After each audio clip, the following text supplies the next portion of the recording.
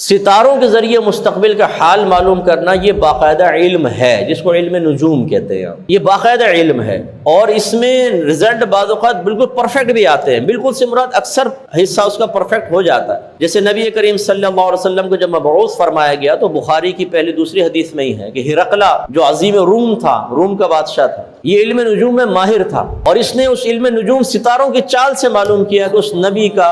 ظہور ہو چکا ہے، اور اسی کے پائے کا پھر ایک اس کا دوست تھا، اس نے وہ تمام معاملات اس کے سامنے بھی پیش کیے کہ میں نے دیکھا ہے کہ ایک نبی کا ظہور ہو چکا ہے، تم بھی ذرا دیکھو۔ اس نے بھی اس کی تصدیق کی کہ ہاں میں نے بھی جو ذائچہ بنایا بالکل وہ نبی مبعوث فرما دیے گئے، اور واقعی ایسا ہوا۔ لیکن ہمارا مذہب بہرحال ان چیزوں کو منع کرتا ہے، مذہب اس کا انکار نہیں کرتا، اس سے استفادہ کرنے کو منع کرتا ہے کہ یہ علم نجوم کے ذریعے اپنے مستقبل کے احوال معلوم نہ کریں۔ اور یہ بہت سخت ضرورت بھی تھی، کیونکہ نبی کریم صلی اللہ علیہ وسلم کے دور میں اگر اس قسم کے علوم کو منع نہ کیا جاتا، اس کو حرام قرار نہ دیا جاتا، تو کفار آسانی سے کہہ دیتے کہ یہ نبی بھی علم نجوم کے ذریعے ہی مستقبل کے احوال بیان کرتے ہیں۔ جب نبی نے اس کو حرام قرار دے دیا کہ علم نجوم حرام ہے، اب سرکار اگر مستقبل کے بارے میں کوئی خبر دے رہے ہیں تو لازم بات ہے وحی الہی کی صورت ہوگی، کیونکہ نبی خود تو کوئی حرام کام نہیں کرے گا۔ اس لیے آج بھی یہ منع ہے، اگرچہ وقت گزر چکا ہے لیکن آج بھی یہ منع ہے۔ آپ کسی نجومی کے پاس نہیں جا سکتے، حتیٰ کہ فقہا نے لکھا کہ اگر آپ اس یقین کے ساتھ کسی نجومی کے پاس جائیں کہ یہ جو بتائے گا بالکل درست ہوگا، کافر ہو جائیں گے، اور اگر آپ اس نیت سے جائیں کہ چلو دیکھتے ہیں کیا بتاتا ہے، صحیح بتاتا ہے غلط بتاتا ہے، یہ آزمانے کے لیے چلے جائیں تو حرام۔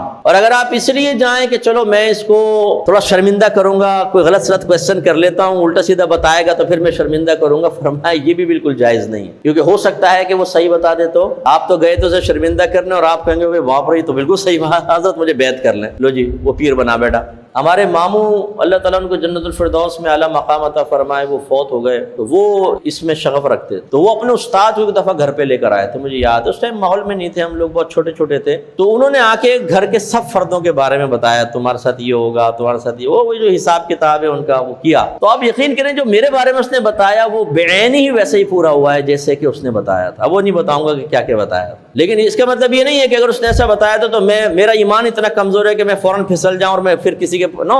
وہ ٹھیک ہے وہ بچپن تھا، ہمیں تو پتہ ہی نہیں تھا اس وقت نا، ہمارے گھر میں کوئی ایسا مذہبی ماحول تھا، لیکن اللہ کا بڑا کرم ہے کہ جب سے شعور حاصل ہوا اس کے بعد سے نہیں۔ تو کوئی نجومی بھائی یا بہن ہماری بات سن رہا ہو، یہ پامسٹ وغیرہ ہوتے ہیں، لکیروں سے بتاتے ہیں، تمہارے ہاتھ میں دوسری شادی، لڑکے نا یوں دیکھیں گے ادھر ایک لائن ہے تو ایک شادی ہوگی، دو لائن ہے کہتے ہیں دو شادی ہوگی، اور ساری زندگی ایک بھی نہیں ہوتی، بعض اوقات اس کی لنڈورے گزرتا رہتا ہے بیچارہ، لڑکیوں کی تلاش میں اس کی زندگی فنا ہو گئی، لائنیں دو لے کے پھر رہا، او بھائی یہ کچھ بھی نہیں ہو